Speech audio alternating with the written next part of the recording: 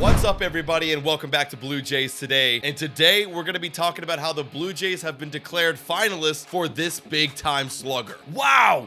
Blue Jays are finalists for a big name? No way! I'm buying in so hard right now. Look, all jokes aside, I know we've been declared finalists or interested or heavy favorites for a number of players this offseason, but the point is the Blue Jays, they just have to get better. Time is ticking and spring training is just around the corner, and we haven't made any significant moves this offseason. And I don't buy it. I do not buy what Ross Atkins is saying about this ball team. Yes, the team that we have right now can be one of the better teams in baseball, definitely not a sub 500 team, but in order to raise the chances of you going out and making some sort of deep run in the postseason, you gotta go get some help, man. Yankees have gone out and made just tremendous moves this offseason. The Orioles have been pretty quiet, but they still have a great farm system to build off of, and Boston's even coming into the mix now. Rays could still be there as well. Blue Jays, we gotta catch up, guys, or we're gonna be left in the dust. And with that being said, the Blue Jays might find that help in Jorge Soler. Jon Heyman on MLB Network connected the Blue Jays as one of the finalists for Jorge Soler.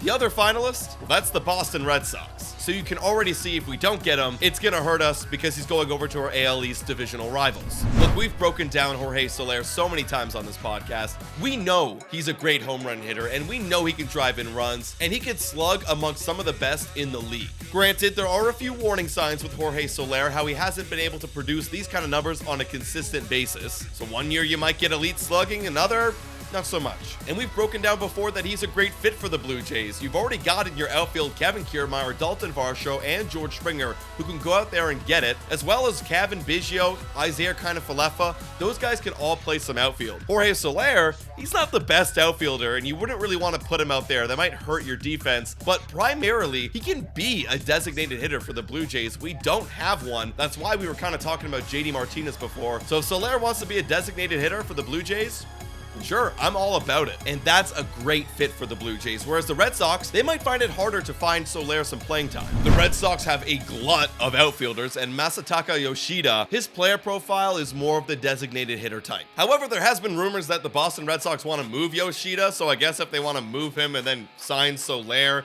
to play in the DH spot, then it would work. But like, why? So I personally think that the Blue Jays are a good match and probably the favorites, I say that very cautiously, probably the favorites for a Jorge Soler. Now, how much would it cost the Blue Jays? Time for a quick shout out to Betway. Betway is the best place to make all of your sports bets on all of your favorite teams. Betway is also in collaboration with iGaming Ontario. Must be 19 years older to participate. And guys, please bet responsibly. Now, back to the content. Well, Hector Gomez came out the other day and said that Jorge Soler is looking for a multi-year contract of at least 3 years guaranteed, which is great for the Blue Jays because they have about $20 million to spend this year, and that's about around where Jorge Soler is looking for in his average annual value. Maybe even less. I mean, what am I saying? Of course we have the money for Jorge Soler. We were going to spend $700 million on Ohtani. Come on, Rogers. You can do it. Now, when is he going to sign? You got to imagine it's going to be soon. There's a ton of outfielder DHs still left on the market, and spring training's right around the corner, folks. So keep your eyes peeled to Blue Jays Today on Twitter, and let's hope for some good news. And please make sure to like, comment, and subscribe. And as always, guys,